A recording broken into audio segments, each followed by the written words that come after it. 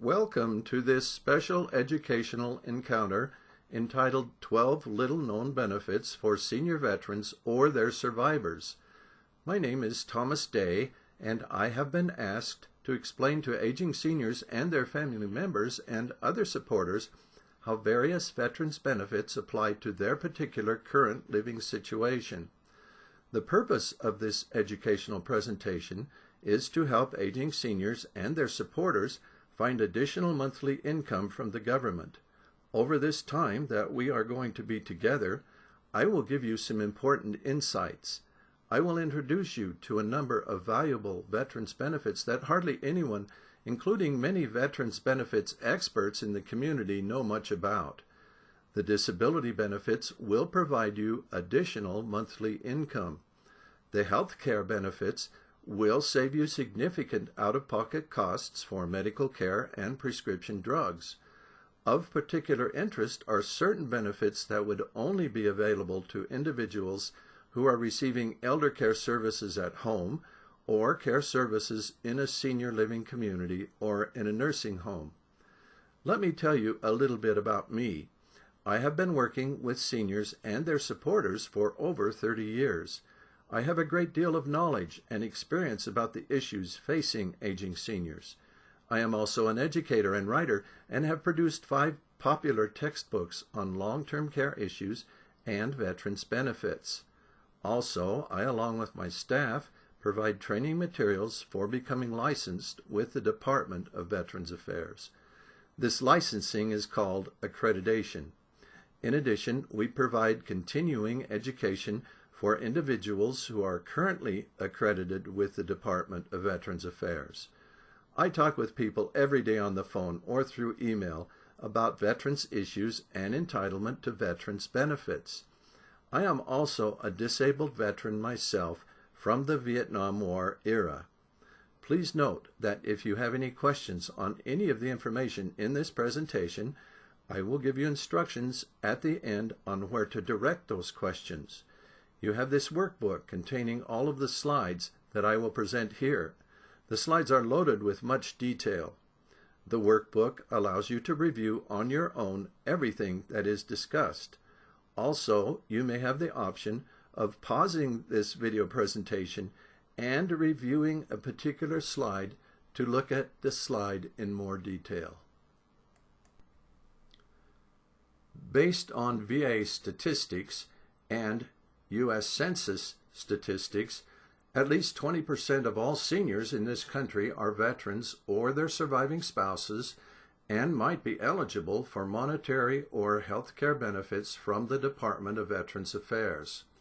Put differently, 1 out of 5 seniors could be eligible for veterans or survivor benefits. So who is considered a veteran for purposes of veterans benefits?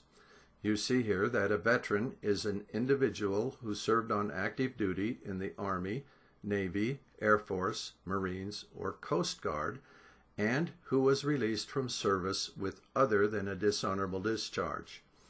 This is a very simple definition, and the issue of what constitutes other than a dishonorable discharge is often a challenging one.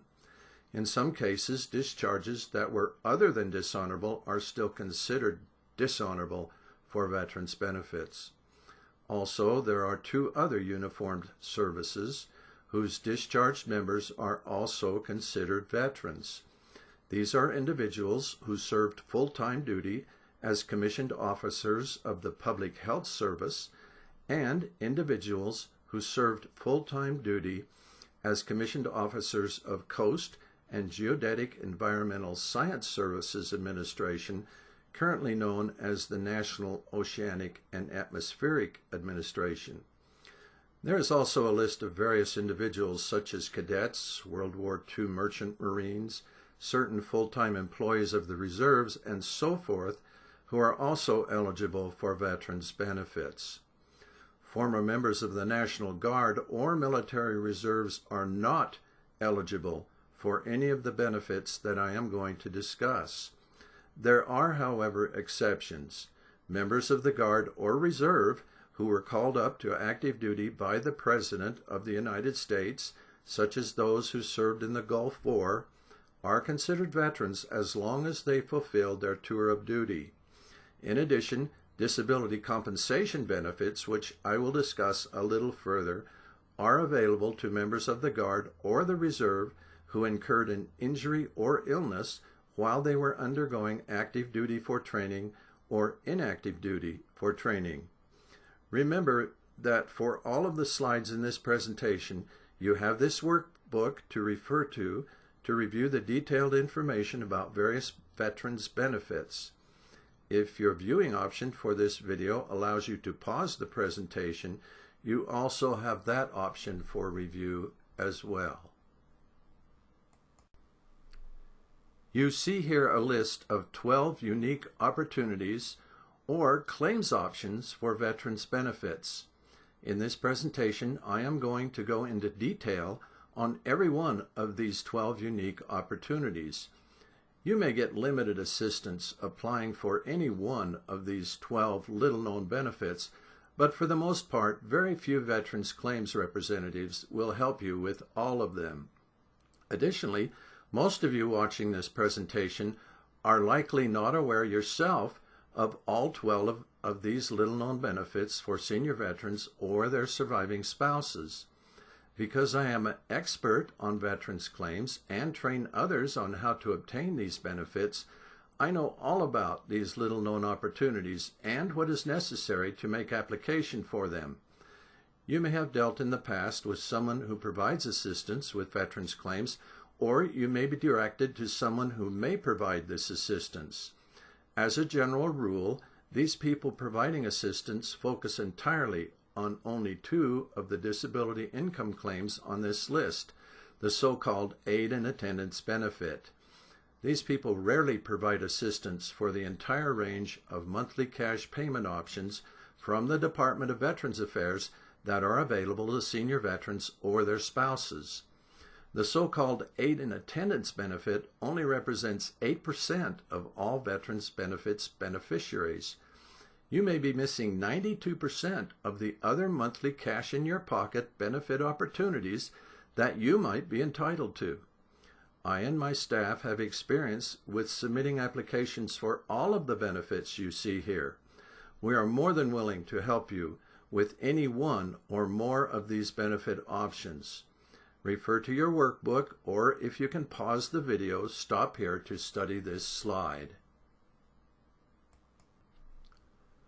The so-called aid and attendance benefit does not officially exist. If you go to the VA website at www.va.gov, you will not find any such offering. The actual name of this benefit is Veterans Pension or Survivor's Pension, depending on the status of the applicant. The term aid and attendance does exist in the regulations, but it refers to a special medical rating that is issued by trained adjudicators in the VA regional offices called Rating Veterans Service Representatives, or RVSRs. These designated individuals rely on medical information submitted by applicants in order to issue these aid and attendance ratings or housebound ratings. The ratings, in turn, allow for 16 additional monetary allowances that are tacked on to any one of 4 disability benefits available to veterans or their survivors.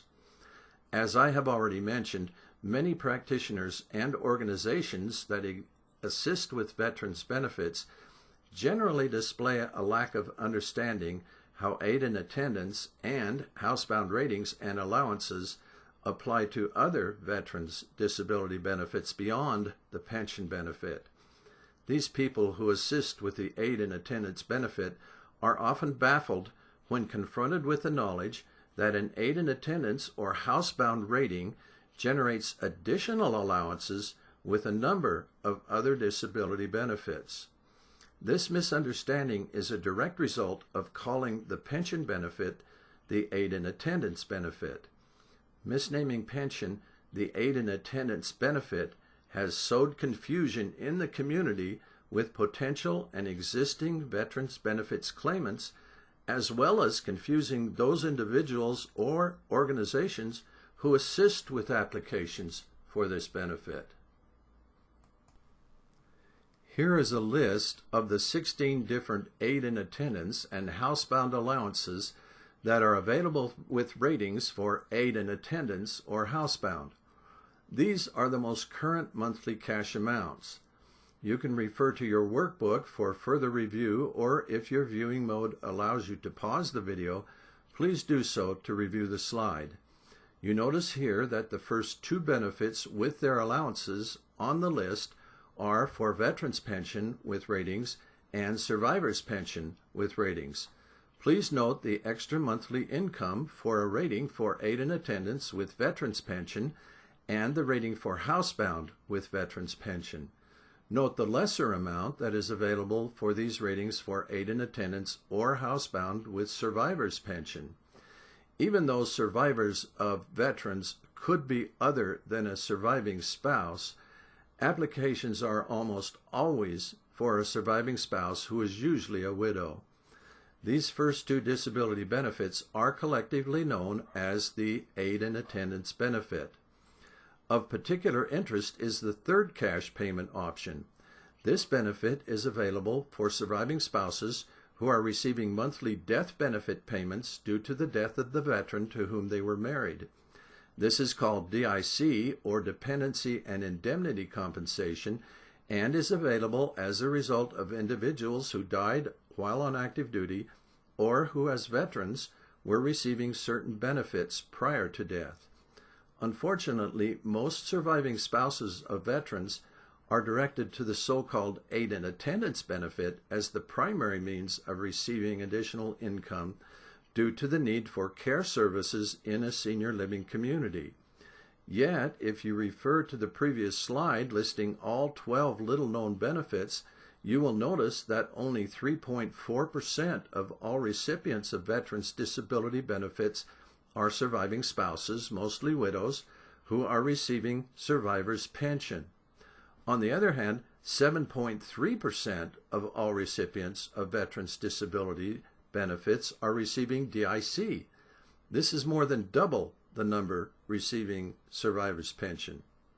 To put this in perspective, suppose that in a senior care community there are 100 residents.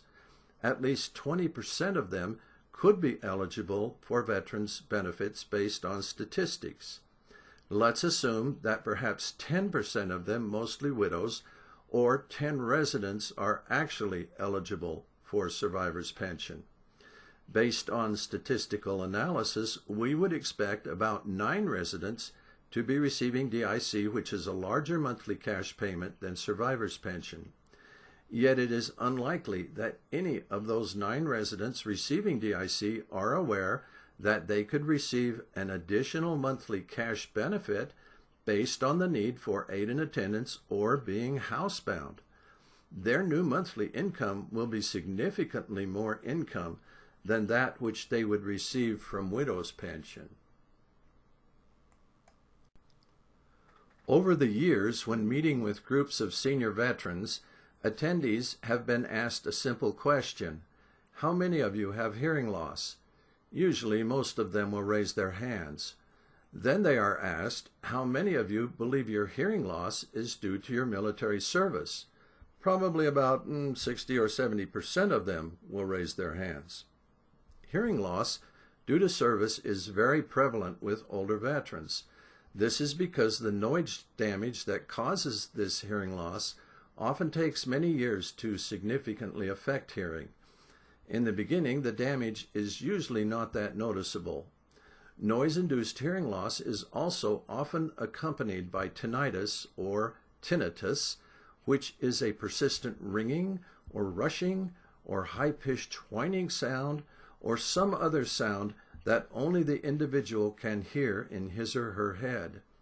You see here that 60% of all veterans who are receiving benefits are receiving a benefit for hearing loss or tinnitus. That's a huge opportunity for you veterans who are not already receiving this benefit. Now, hearing loss by itself is often difficult to generate even a 10% disability rating, for which you see here the current monthly amount. However, tinnitus, which usually accompanies the noise-induced hearing loss, always produces a 10% rating if the application is done properly.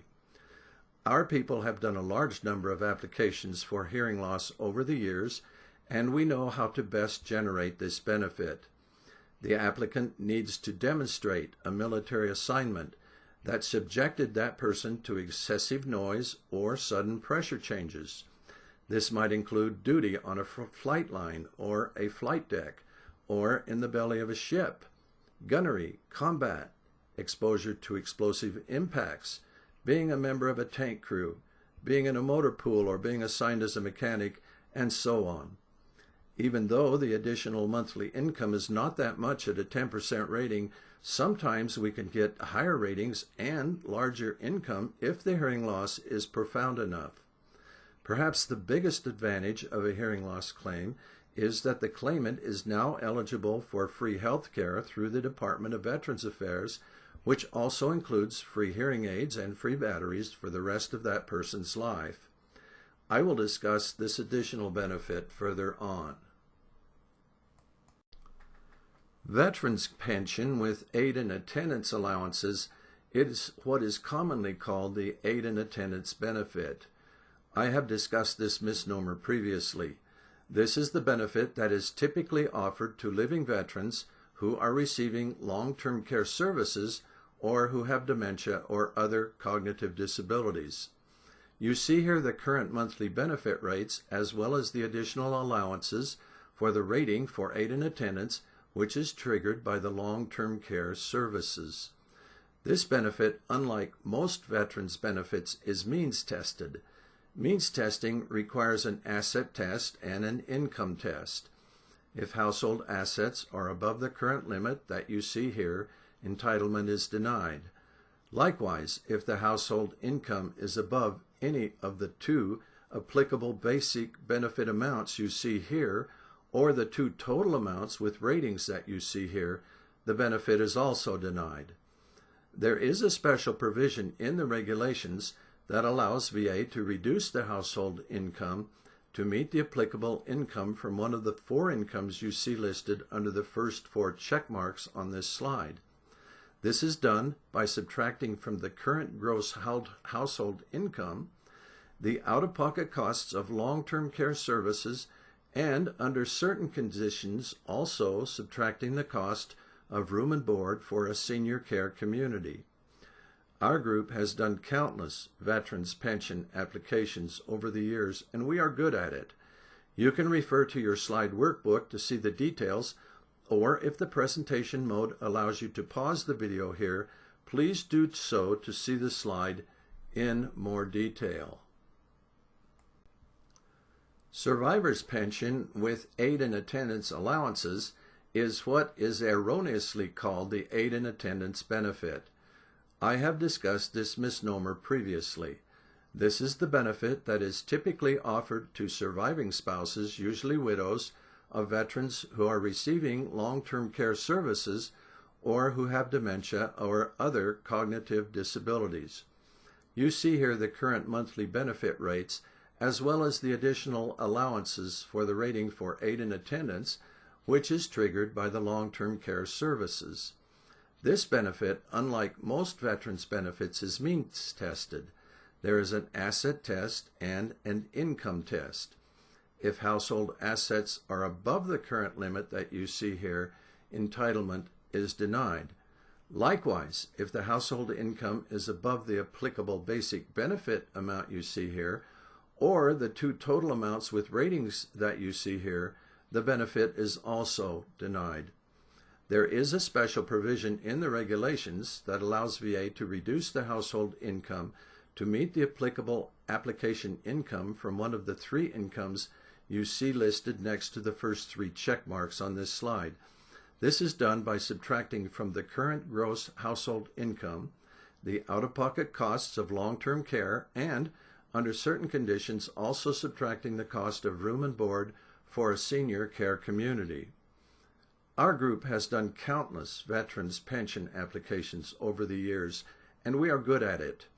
You can refer to your slide workbook to see the details, or if the presentation mode allows you to pause the video, please do so to see the slide in more detail.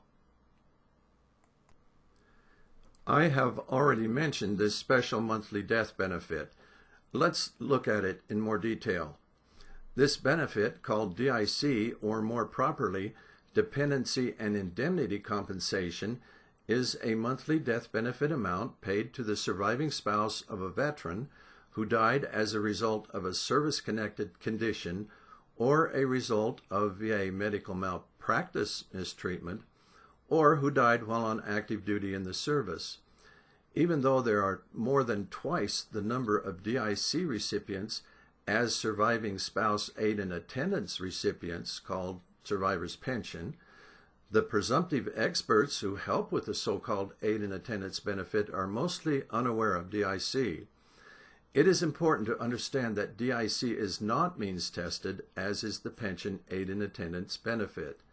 This means that VA could care less whether the person receiving DIC monthly payments has $1 million in assets or no assets. VA could also care less whether the recipient makes $100,000 a year or has no income at all. It's all the same to the Department of Veterans Affairs.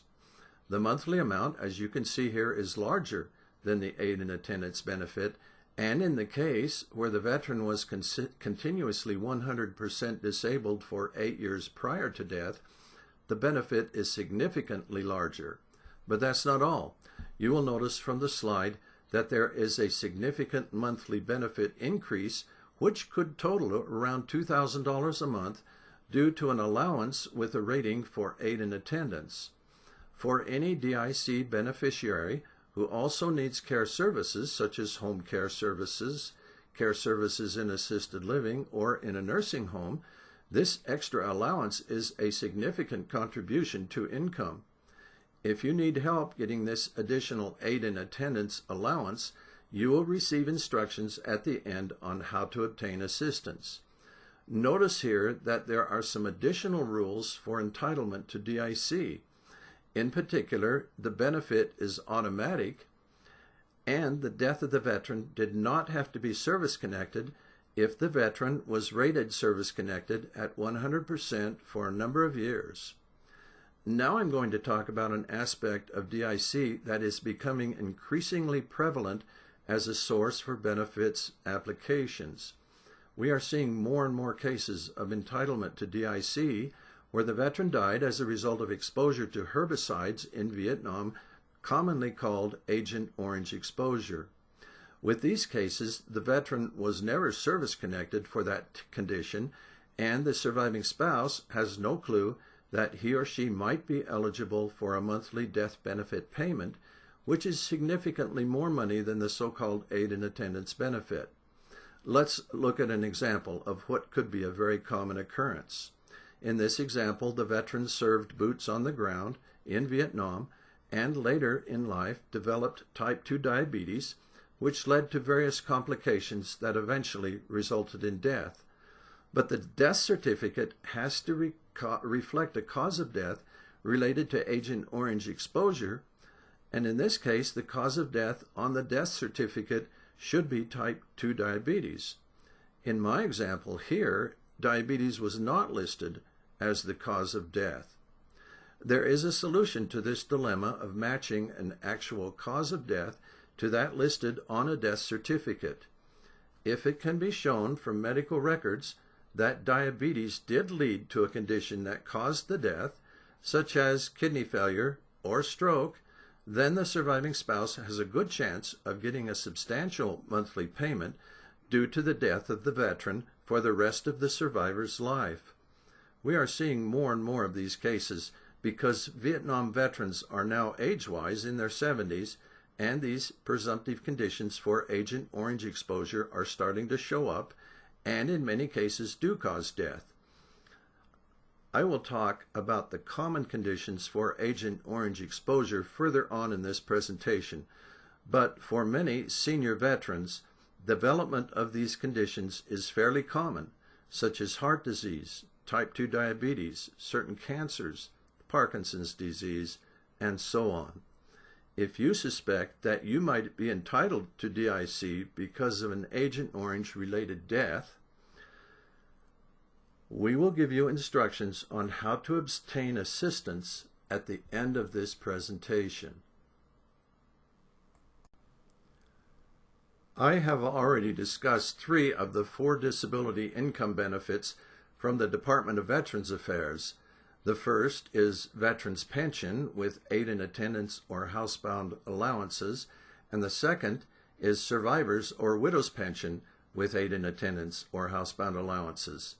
These 2 benefits are erroneously called the aid in attendance benefit. The third monetary disability benefit, which I have discussed already, is called DIC, or Dependency and Indemnity Compensation. The fourth disability income benefit, called Disability Compensation, constitutes about 85% of all recipients who are receiving one of these 4 disability income benefits. Disability compensation, or compensation for short, does not have an income test or an asset test. Compensation is awarded to a veteran who incurred an illness or injury in service and which resulted in a chronic disabling condition after discharge. Most veterans receiving compensation have musculoskeletal disabilities due to military service, but many also suffer from PTSD or anxiety or certain cancers or other disabling conditions or diseases due to exposure to environmental hazards in service. The most prevalent compensation claim is for hearing loss or tinnitus, which I have already discussed, and which represents 60% of all claimants.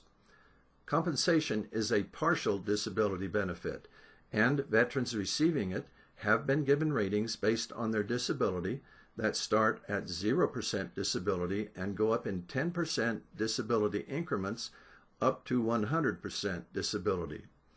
Many senior veterans who are receiving monthly payments for compensation often experience a worsening of the condition for which they are receiving the benefit. They can apply for an increase in rating called an application for increase, which could result in more monthly income.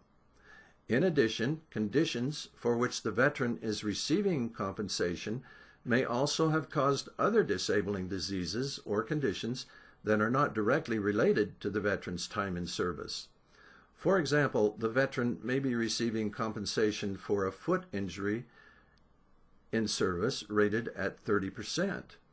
This foot injury over time has caused an improper gait, which in turn has led to deterioration of the opposite knee and hip joints. These new conditions would not be considered as the original injury incurred in service. However, these new conditions are still considered to be an indirect result of the injury in service due to what VA calls secondary disability. Secondary disability is also a reason for receiving compensation. In my example, the veteran can make an application for these secondary disabilities, and in our example, the veteran could increase his rating from 30% to perhaps 50% or 90% or even 100%. Finally, there is another possible application for older veterans. If it can be shown that a veteran on claim, due to the frailty of age or other conditions, cannot sustain any gainful employment, whether the veteran is retired or not, and regardless of the veteran's age, an application can be made, and due to individual unemployability, the veteran will be paid at a 100% disability rating. I note here an important rule. Please listen carefully. You cannot receive more than one disability income benefit at a time. You must choose which benefit pays the most, and you are stuck with that particular benefit. Approximately 2.2 million living veterans were stationed boots on the ground in Vietnam or were stationed on ships anchored offshore in Vietnam. These veterans are automatically entitled to a disability compensation benefit if they develop any one or more of the following conditions you see on this slide after they were discharged from service. Some of these diseases or conditions, as you see here, may not be that prevalent, but many other of these conditions are very common for older veterans. For many senior veterans, one or more of these conditions often show up in old age and would automatically generate a benefit. Note here that such common diseases such as type 2 diabetes, prostate cancer, respiratory cancer, certain blood cancers, Parkinson's disease, and ischemic heart disease, which means arteriosclerotic heart disease or blocked arteries.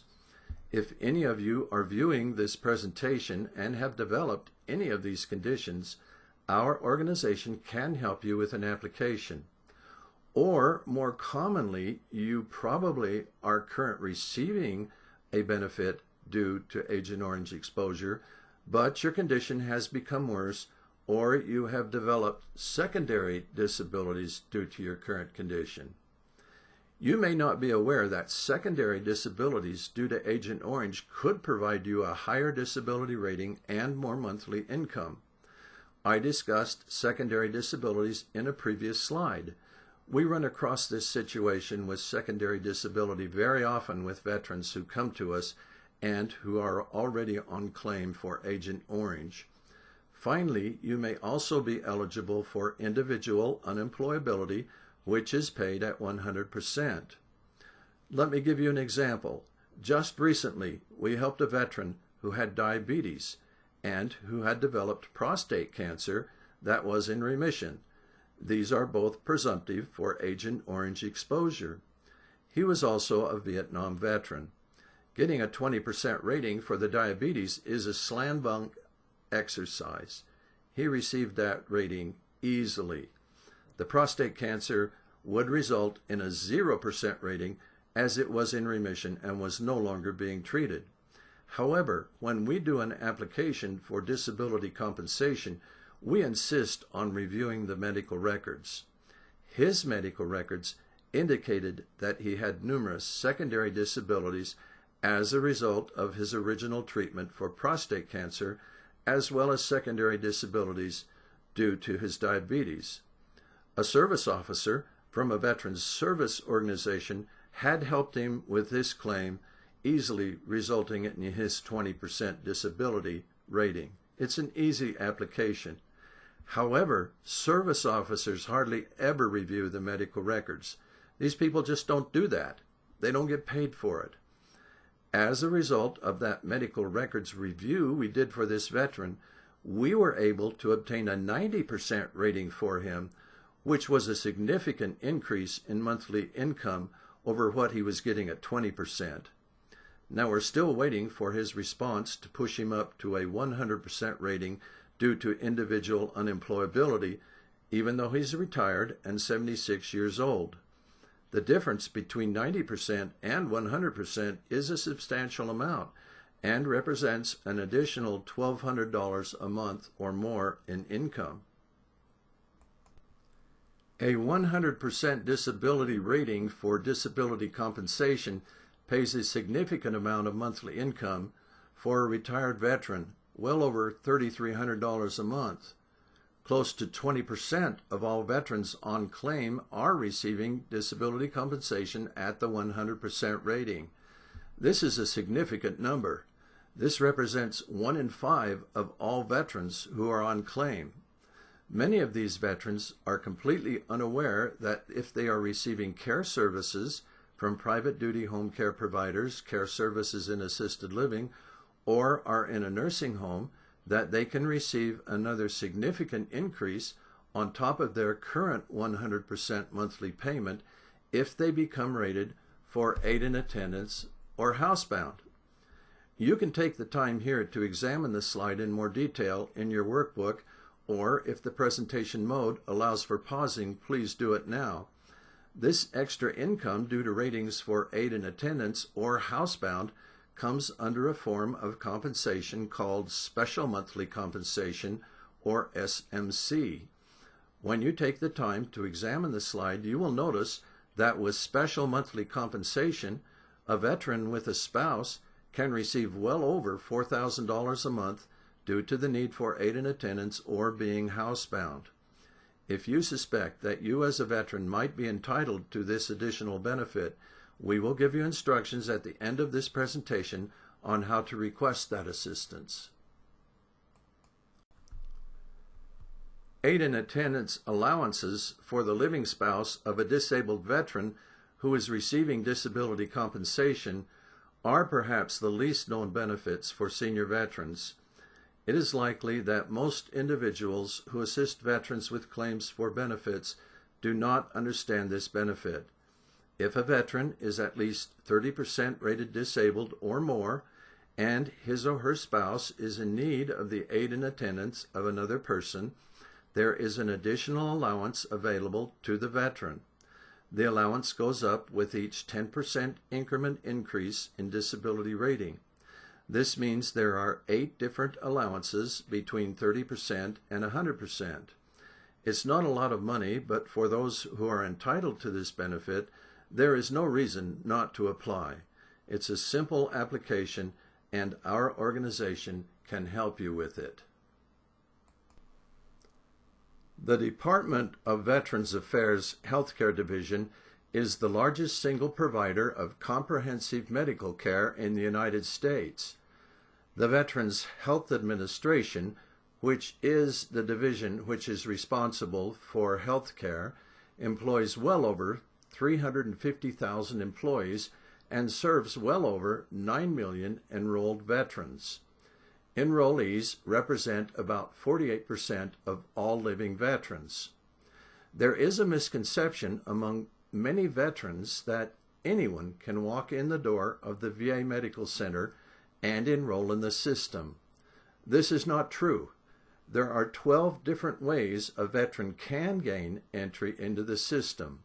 Most of these are related to certain tours of duty or to being in receipt of disability benefits. VA does allow certain veterans with low income or who are catastrophically disabled into the system as well.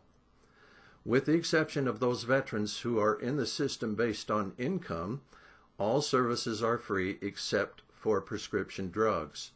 For veterans who are receiving long-term care services at home, a one-time grant of $2,000 for those veterans rated for aid and attendance with pension or who are on Medicaid is available from VA Healthcare to modify the home for disability. For veterans who are receiving compensation due to service-connected disabilities, VA Healthcare will offer a one-time grant of $6,800 to modify the home for disability. VA Healthcare also offers a wide range of long-term care services, which could include care management, as well as home care services for residents of assisted living. I will address the prescription drug benefits from VA Healthcare as well as free hearing aids, free hearing aid batteries, and free eyeglasses further on in this presentation. Free hearing aids, free hearing aid batteries, and free eyeglasses are a definite benefit to being enrolled in VA Healthcare. If, for example, you are currently receiving pension or the so-called aid and attendance benefit, you are eligible for VA Healthcare and for these free services. Or, more commonly, we help many veterans who are not currently receiving any disability benefits with hearing loss claims, which, as I have mentioned before, are fairly common and represent 60% of all claimants.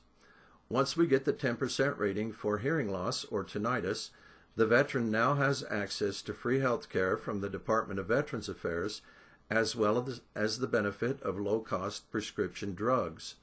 This free health care benefit includes free hearing aids, batteries, and eyeglasses. Some veterans who received the Purple Heart due to combat may not know that they are also eligible for VA health care. Enrollment in the VA healthcare system also gives the veteran access to many expensive prescription drugs, which at the most might cost $11 a month per prescription. The prescription drug program is a 3-tiered copay program starting at $5 a month for preferred generic drugs, $8 a month for non-preferred generic drugs, and $11 a month for name brand prescription medications. For some enrollees in VA healthcare, prescription drugs are absolutely free. As an example, I take a very expensive medication that even with my Medicare drug plan coverage would cost me over $8,000 a year out of pocket. It would cost me $24,000 out of pocket each year if I did not have Medicare drug coverage. I am also enrolled in VA healthcare, and that drug is absolutely free to me. Over the years, I have talked with many veterans who know I help with applications for benefits and who tell me that they need to get into VA healthcare in order to get their very expensive prescription drugs at virtually little cost per month. I have to explain to them it is not that easy. First of all, as we already know, not just any veteran can get into VA healthcare. Furthermore, using VA healthcare as a way to pay for expensive drugs being prescribed by doctors outside of the VA healthcare system is not that easy of a process. Yes, VA will pay for prescription drugs ordered by private sector doctors. However, the person desiring this service must be enrolled in VA healthcare, must have a primary care physician with VA, must meet with that primary care physician on a regular basis, and the primary care physician must provide a prescription for VA healthcare to pay for an outside drug being prescribed by a private sector doctor. In many cases, the VA doctor will not agree to have the healthcare system pay for outside prescriptions, especially for the very expensive drugs that are on VA's formulary list called restrictive use drugs. The Department of Veterans Affairs does offer burial benefits depending on the status of the veteran when he or she died. Veterans who died as a result of a service-connected condition are given automatically a one-time benefit of $2,000 to help cover the cost of a funeral and burial. Veterans who died and were on claim for pension or disability compensation, but the death was not due to the condition for which they were receiving benefits, are entitled to the lesser one-time payment that you see on this slide. This second one-time payment increases every year with inflation. The first $2,000 does not. All deceased veterans and sometimes National Guard and Reserve members who die can receive free burial in a state VA cemetery and in certain federal VA cemeteries. Burial in VA cemeteries also includes the cost of opening and closing the grave.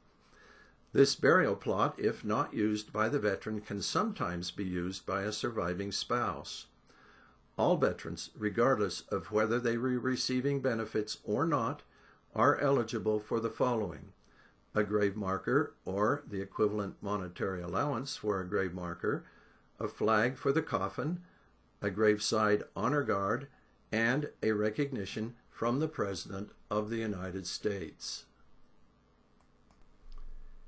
If you need advice or assistance with Veterans Benefits applications, the sponsor of this presentation can direct you to the right people. In particular, if you wish to use our organization for this assistance, let the sponsor know that this is what you want. We are part of a nonprofit organization that assists veterans with claims for all veterans benefits, and this application process is entirely free of cost. You don't have to pay a dime for assistance with claims. There may be, however, other costs for record reviews, claims document reviews, medical record reviews, or medical opinions that would be necessary to complete an application for veterans benefits. These services are not provided by the nonprofit organization we work with, but by other entities who provide these services, and they must be reimbursed for their time. Depending on the circumstances, you may have to pay these extra charges, or you may not have to pay anything. Thank you for attending this presentation. I covered an awful lot of information, and I appreciate that you hung in there with me. I hope it was rewarding for you, and I hope that you have received some valuable bits of information that will help you increase your income or provide for additional benefits from the government.